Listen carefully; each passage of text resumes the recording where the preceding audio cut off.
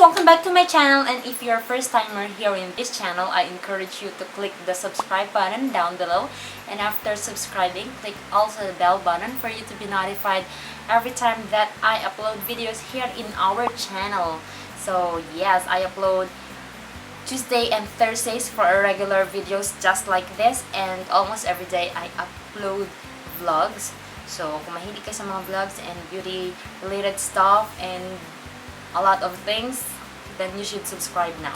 Today, as you can see in the title down below, I will be reviewing these two products from iWhite Korea, but mainly on this product. This is the new one from iWhite Korea, the Pore Purifying Balm, and it is available in Watsons for only 18 pesos. So it claims that this is a perfect combination with this product. So if you love this nose pack from iWhite Korea, then they suggest that you should also get this one before applying this nose pack.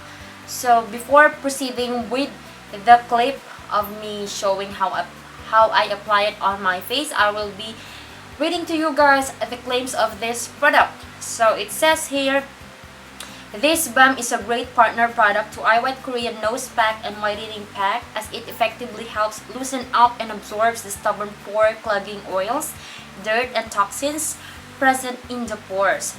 Infused with antibacterial properties, and it also helps to control oil and improve skin's balance to fight breakouts. Ooh, I love it because you know me guys, my skin is really prone to pimples. Contains salicylic acid to effectively penetrate the pores and exfoliate from within, making it effective in reducing breakouts, blackheads, and whiteheads. Now I will be showing to you guys the clip of me applying this product and just a short demonstration.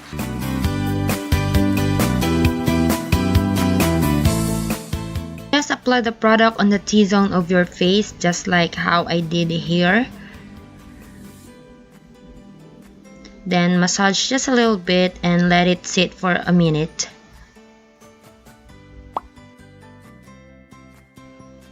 After 1 minute, just massage the product on the T-zone of your face until it builds a lather.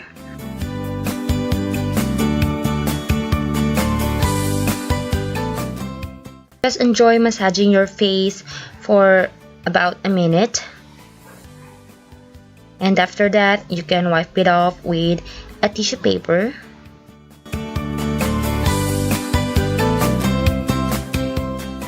Here I am just applying the nose pack mainly on my nose because that is where you can find all the kachismisan and kamalasan of my face. And after that, I'll just dry it off and remove it with the use of my fingers. And I observe kapag gumamit ka ng pore balm, mas mahirap siyang tanggalin kasi sobrang dumidikit talaga siya sa skin compared to kapag nagwash ka lang ng face mo.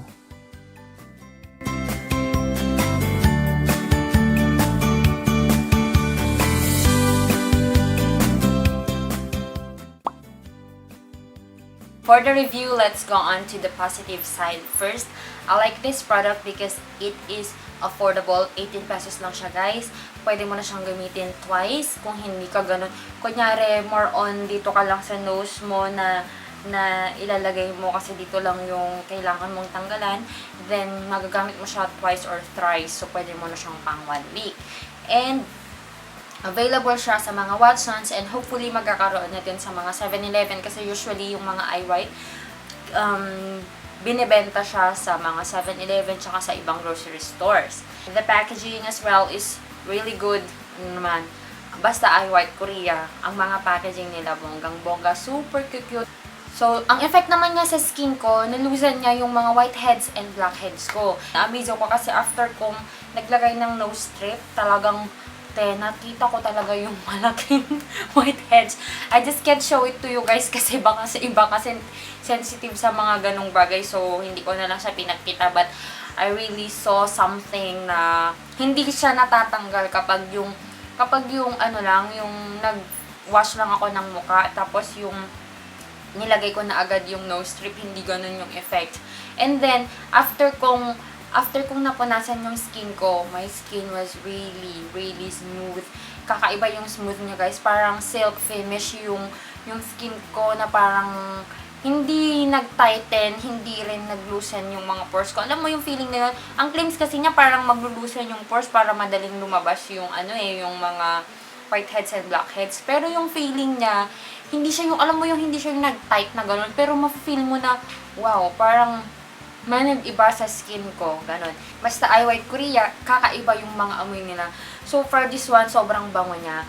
Hindi siya yung nakakahilo na bango or what. Alam nyo naman, if you've been using iWhite Korea products, you know na very subtle lang yung mga scent nila. At saka kakaiba talaga. Hindi siya yung, hindi mo siya ma-explain na, amoy vanilla siya, amoy gancho. No. Parang yung mga herbs or yung mga ginamit nilang ingredients, ganon yung nandun, na hindi mo ma-explain kung gaano yung bango niya. Now, let's go to the negative side of this product. First one, habang ina-apply ko siya guys, yung kanyang feeling sa skin. At first, medyo nagpanik ako kasi I felt heat na nangyayari sa skin ko habang ina-apply ko siya. And then, meron siyang tingling sensation. So, I just thought, siguro dahil nag-exfoliate ako, kaya siguro ganun yung feeling ko. But no, kahit dito sa mga fingers ko na pinang-apply ko, na-feel ko talaga medyo mainit siya. So, yun lang naman yung negative side na masasabi ko sa product na ito. All in all, maganda yung product ng iWhite Korea na bago na Pore Purifying Balm.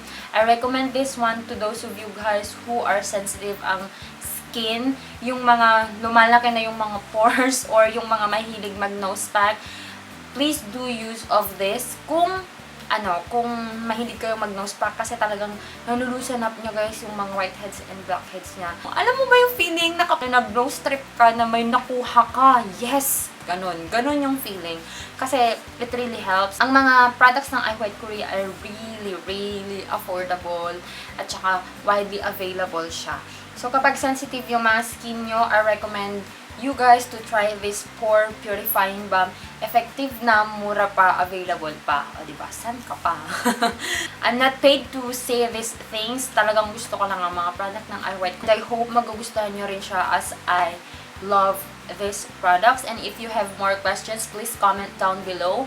And kung ano man yung experience nyo, and if you make a review about this product, please leave the links of your videos down below and I will also check your channel.